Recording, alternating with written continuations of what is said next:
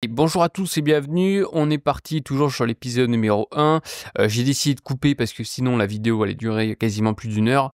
Donc je préfère tout simplement couper et qu'on aborde les deux derniers chapitres de notre petite fiche sur un nouvel épisode tout simplement. Mais on va rester principalement sur l'épisode 1. Donc je vous invite à voir l'épisode 1.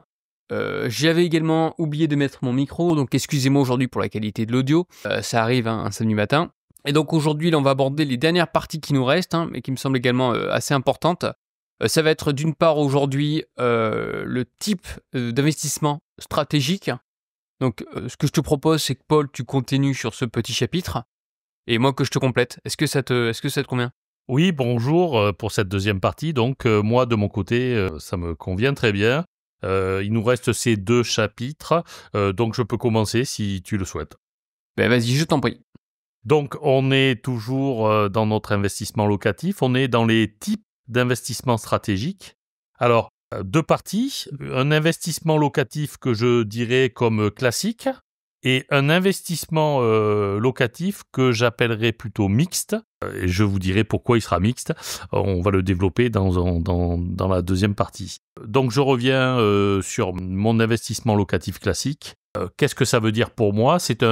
Vous allez donc faire un investissement locatif sur un bien immobilier et vous allez le mettre à la location. En général, alors sauf baux dérogatoires, baux commerciaux, baux codes civils, baux professionnels, en général à 80%, ça va être un bail d'habitation classique. Donc vous allez avoir un locataire qui va donc devenir locataire de sa résidence principale avec un bail qu'on appelle loi 89, que je ne vais pas développer beaucoup plus ici.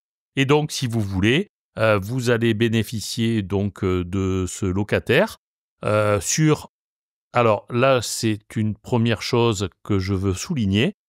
Si vous louez ce bien à titre personnel, c'est-à-dire que vous avez acquis ce bien en votre nom personnel, monsieur, madame Dupont, par exemple, ont acheté un appartement à Paris, vous allez avoir un bail de 3 ans à proposer à votre locataire. Je vais vous dire pourquoi la subtilité est importante aussi.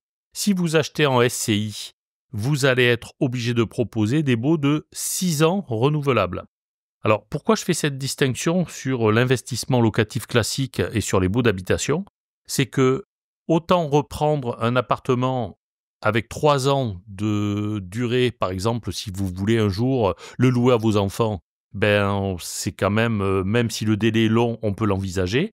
Autant 6 ans, c'est beaucoup plus compliqué et pour la revente et pour reprendre l'appartement. Donc la SCI, c'est un super outil familial, mais il a aussi des contraintes, et ces contraintes, on ne vous les explique pas forcément au départ. Donc, des baux de SCI, c'est 6 ans. Les baux à titre personnel, c'est 3 ans de durée. Donc, encore une fois, et pour la revente, puisque si vous faites un jour une revente de vos appartements, 3 ans, c'est quand même une durée, entre parenthèses, raisonnable. 6 ans, c'est très long, entre parenthèses. Voilà. Ça, c'est pour l'investissement locatif que j'appellerais classique. Oui, en nu. Il faut préciser que c'est en nu et c'est pas en meublé, parce qu'il faut pas oublier qu'aujourd'hui, suite à de bons nombres de formateurs, la plupart des gens aujourd'hui louent en particulier en meublé, donc on met les meubles de mamie ou les meubles Ikea le moins cher possible pour des questions notamment fiscales à ce jour, mais qui risquent de changer. On parle notamment de loueurs meublés non professionnels ou professionnels. Bon, moi, ce qui me semble pas une stratégie, en tout cas ambitieuse, du moins sur du long terme, mais le premier investissement, pourquoi pas. Mais encore une fois, faut pas oublier les fondamentaux. Un locataire aujourd'hui va rechercher notamment pour une résidence principale, enfin une location sur du long terme en général. Alors pourquoi pas pour les étudiants, mais encore une fois, il y a des distinctions entre d'une part la location meublée et la location nue. Alors je sais que toi tu fais principalement de la location nue, parce que pour des questions également de gestion, on pourrait également en parler. Sur du long terme, on va dire un peu moins de désordre. Mais il y a quand même des distinctions en termes notamment de durée, comme 1 an dans le meublé et plutôt 3 ans SCI familial. C'est bien 1 an meublé et 3 ans aujourd'hui sur du nu. Pourquoi c'est important? Parce que contrairement à l'immobilier d'entreprise, si on veut revendre entre guillemets votre actif et que vous voulez aujourd'hui le vendre donc sans locataire, faut bien prendre en compte également l'échéance du bail. Alors, voilà, moi, je suis plus tourné vers ce que j'ai su faire et ce que je fais aujourd'hui. Donc, c'est vrai que la location nue, pour moi, ça fait partie des choses qui sont classiques. C'est vrai qu'il y a du meublé. Mais moi, mon expérience est sur la location nue. Donc, je laisserai peut-être les gens qui font beaucoup de meublé développer à ma place. J'ai pas une expérience sur le meublé trop importante et je me permettrai pas aujourd'hui de le développer d'une façon conséquente. Voilà. Donc, pour moi, dans les investissements, c'est soit la location classique, soit la deuxième chose que j'aime bien, c'est ce que j'appelle un investissement mixte. Donc, on reste sur une location classique, Beau 89, vous faites une location à l'année, mais on va investir dans un produit qui va pouvoir éventuellement faire une location touristique ou saisonnière. Je vais vous expliquer pourquoi. Aujourd'hui, on a des lois qui sont compliquées pour les bailleurs. On a de plus en plus de villes qui commencent à avoir des prix qui sont plafonnés au mètre carré dans les grandes villes. Donc, si vous avez un choix d'investissement sur Paris, aujourd'hui vous êtes absolument plafonné sur les prix de location au mètre carré. Mais vous avez des zones, par exemple, dans les Vosges sur Gérardmer, vous avez par exemple l'étang de Thau, vous avez par exemple des zones de thermalisme, vous avez des zones au bord de mer, que ce soit dans le nord de la France, la Vendée, le Grand Ouest, les Landes. Vous avez ces zones touristiques-là, où paradoxalement, la location à l'année, il y a très très très peu d'offres. Donc d'abord à l'année, les gens louent puisque le nombre de biens proposés est très faible. Mais vous avez effectivement, en cas de difficulté sur des locations à l'année plafonnées, la possibilité de faire de la location saisonnière. Alors, il y a certaines très grandes villes aujourd'hui, comme la Côte Basque, qui commencent à plus ou moins limiter la location saisonnière, mais vous avez quand même des zones touristiques, encore une fois, comme de la côte vendéenne sur laquelle il n'y a aucune interdiction. Vous avez le nord de la France, toute la côte d'Opale, où il n'y a pas d'interdiction non plus. Vous avez des sites, encore une fois, de thermalisme ou près de lacs ou de zones de montagne. En cas de difficulté ou de location à l'année, vous pouvez effectivement mixter votre bien et pouvoir avoir un rendement qui soit saisonnier et qui vous permette aussi, si vous le souhaitez, de profiter 5 ou 10 ans après de votre acquisition de votre bien immobilier. Donc, moi, j'aime bien cette flexibilité en ayant la possibilité de louer un bien soit à l'année, soit d'une façon saisonnière. Ça, c'est quelque chose qui me plaît bien, même si je n'ai pas fait beaucoup de saisonniers entre parenthèses, mais je me suis gardé cette possibilité, soit pour récupérer mon bien, soit pour en profiter, soit pour que mes enfants puissent en profiter à leur tour, et puis soit aussi pour la revente, de pouvoir dire à mon futur acquéreur, voilà, c'est un bien qui a beaucoup d'avantages et qui est très sécurisant, parce qu'au niveau locatif, c'est quelque chose qui peut être, encore une fois, dévolu soit à la saison, soit à l'année. Voilà, donc c'est ce que j'appelle moi l'investissement mixte, c'est mon terme, c'est mon générique, mais ça c'est quelque chose, c'est un très gros plus d'avoir la liberté de location, et ce qui est aujourd'hui valable, ça sera peut-être pas valable dans 5 ans, ni dans 10 ans, donc ça permet d'avoir une certaine flexibilité sur les choses. Voilà un petit peu sur le choix du type d'investissement stratégique, ce que je pouvais amener sur la pierre à l'édifice. Non, mais tu as bien fait de mentionner aujourd'hui, c'est important lorsqu'on investit de savoir qu'on a plusieurs modes d'exploitation, colocation, du nu, du meublé, pourquoi pas la location courte durée. D'une part, ça sécurise aujourd'hui notre actif, mais également, lorsqu'on va le revendre, on pourra très bien dire au futur acquéreur, regardez aujourd'hui, si aujourd'hui vous prenez, si vous aujourd'hui donc vous achetez donc cet investissement, à travers la location courte durée, vous avez potentiellement X% de rendement. Donc on va avoir également davantage d'acquéreurs qui peuvent être intéressés par notre actif. Mais encore une fois, on revient sur les fondamentaux. Un actif qui a autant de modes d'exploitation, c'est parce qu'on est sur un actif qui est bien situé. On revient toujours sur la même chose. Un actif qui est mal positionné, qui est dans des zones où il y a très peu d'attractivité, on aura moins de modes d'exploitation. Donc ça fait partie du jeu. Après, n'oubliez pas également, colocation dans des grandes villes avec des loyers plafonnés, peu importe, hein, on est sur du prix du mètre carré. Donc c'est pas parce que vous faites de la colocation que tout de suite vous allez avoir des prix plus importants en termes de revenus via vos loyers. Alors moi de mon côté aujourd'hui, si je devrais encore une fois commencer à investir, je partirais plutôt moi sur un bail commercial. Ou sur un bail donc code civil, bail droit commun. Pourquoi? Je partirais plutôt sur donc ce type d'investissement pour plusieurs raisons. Un bail commercial aujourd'hui, lorsqu'on le rédige bien, alors je ferai des vidéos sur le bail commercial, c'est très complexe, qu'on soit bien d'accord, hein. D'où aujourd'hui la présence d'avocats qui sont spécialisés sur ce domaine en question. Mais il faut que le bail soit extrêmement bien rédigé. Voilà, ça c'est clé. C'est ce qui va définir aujourd'hui votre investissement sur de l'immobilier donc d'entreprise. Donc un bail commercial, pourquoi? Premièrement, lorsque le bail est très bien rédigé, on va voir, on appelle ça des beaux fermes. Donc vous savez qu'aujourd'hui, votre investissement, vous l'avez, en tout cas vous avez des flux de trésorerie qui vont être constants sur une certaine période. Deuxième point, on va être aujourd'hui donc indexé, parce que c'est bien encore une fois de prendre en compte l'inflation. On ne l'a pas mentionné sur le premier épisode, mais l'inflation est à prendre en compte. Pourquoi? Parce qu'encore une fois, les baguettes, une baguette de pain en 2001, le prix a fortement augmenté. C'est-à-dire qu'une baguette dans les années 2000, c'était à peu près moins d'un euro, 1 euro. Aujourd'hui, on est près de 1,20 €, 1,30 €. Par conséquent, aujourd'hui, l'argent prend de la valeur au cours du temps. Mais lorsque vous prenez un emprunt, on a de la chance en France, on est sur un emprunt à annuité constante. Donc, c'est-à-dire qu'aujourd'hui, le remboursement au fil du temps vous coûte de moins en moins cher. Donc, le fait aujourd'hui de prendre des durées plutôt longues, encore une fois, on pourra en parler et débattre à ce sujet, mais être sur des investissements aujourd'hui, avec aujourd'hui des flux de trésorerie, des beaux fermes, ça sécurise d'une part votre investissement. On va être donc indexé sur l'ILC, donc c'est l'indice des loyers commerciaux. Ça va vraiment sécuriser aujourd'hui votre investissement. En termes d'inflation, c'est beaucoup plus important que les réels sur des baux donc d'habitation, parce que pour les questions, on va le caper pour aujourd'hui, encore une fois, protéger le locataire en question. Donc les réels, c'est plus important. Donc on a soit aujourd'hui des révisions triennales, soit on a une indexation annuelle avec des clauses d'échelle mobile. Donc ça, c'est important dessus sur l'investissement. On va aujourd'hui avoir des rendements qui vont être plus importants que sur du résidentiel, parce qu'on n'est pas plafonné. Encore une fois, c'est la négociation.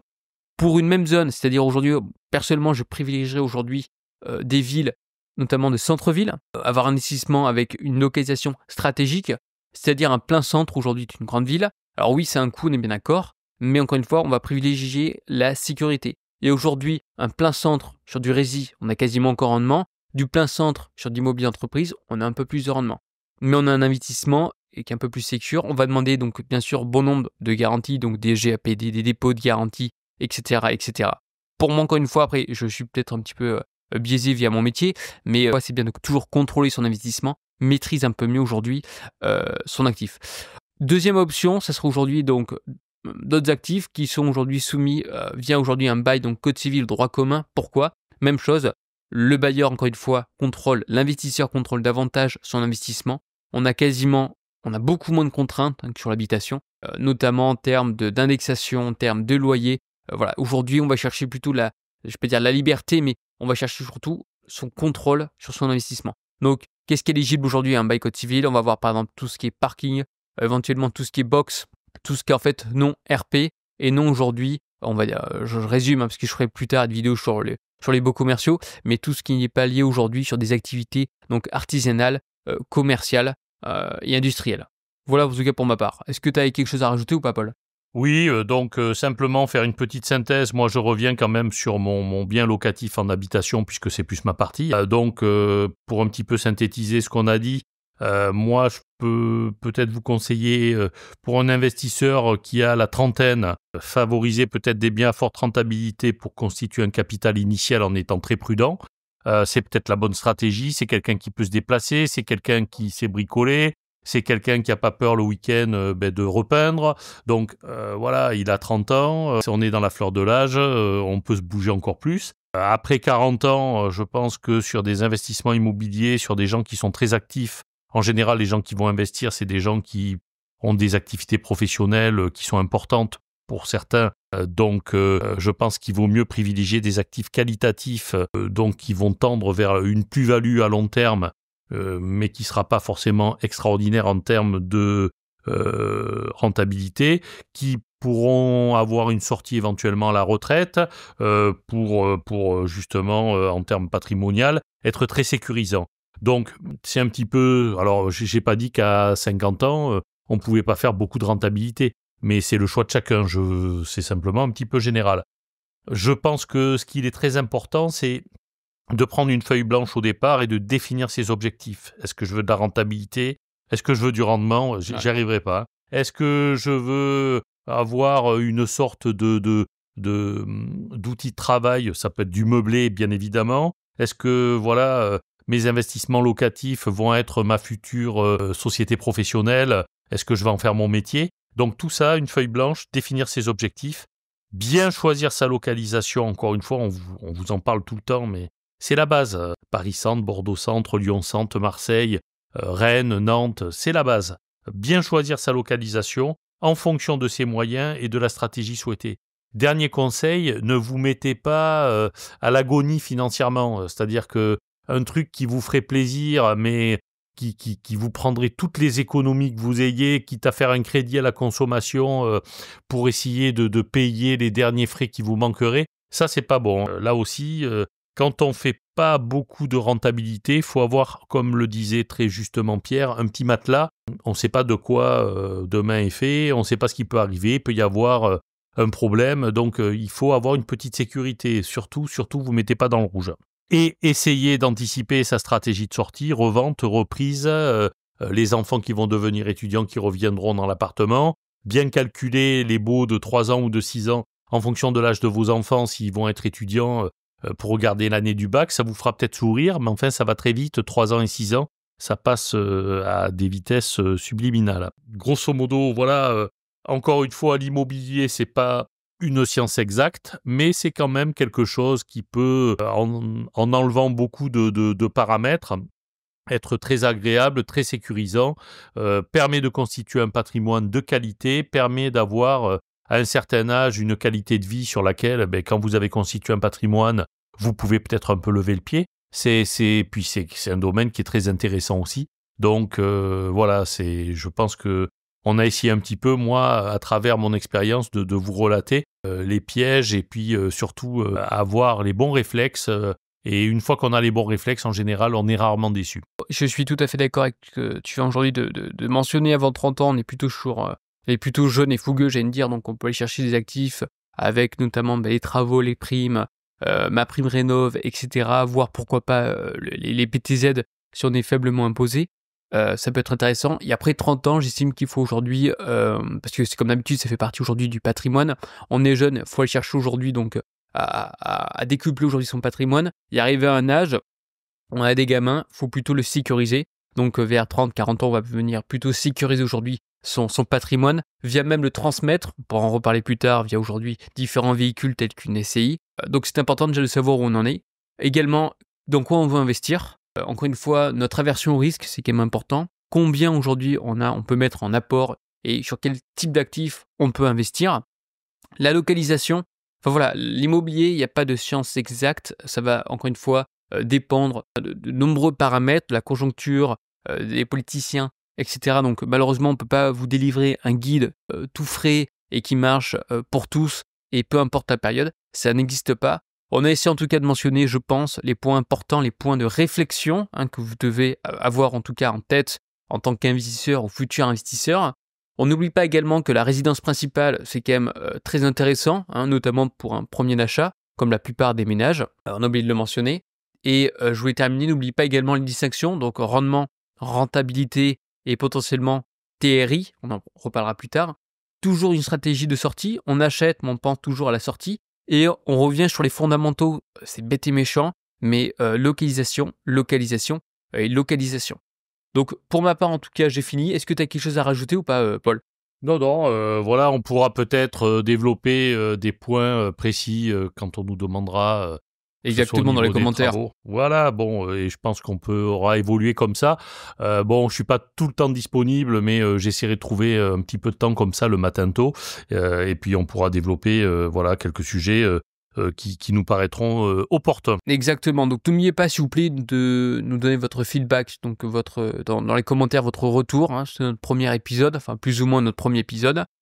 S'il y a des points à changer, des axes d'amélioration, en tout cas, moi je suis tout à fait preneur. Tant qu'aujourd'hui le message est constructif. Et puis par la suite, évidemment, en fonction des emplois de temps de chacun, parce qu'on rappelle, nous c'est du temps, on donne du temps gratuitement, on n'a rien à gagner, on est complètement indépendant à 100%, on n'a aucun intérêt financier, on n'a rien à vendre. Donc encore une fois, on verra au cours du temps en fonction des différents épisodes qui viendront par la suite. Donc encore une fois, merci à tous pour vos likes, pour vos abonnements, et je vous dis à une prochaine. À bientôt, merci encore à tous.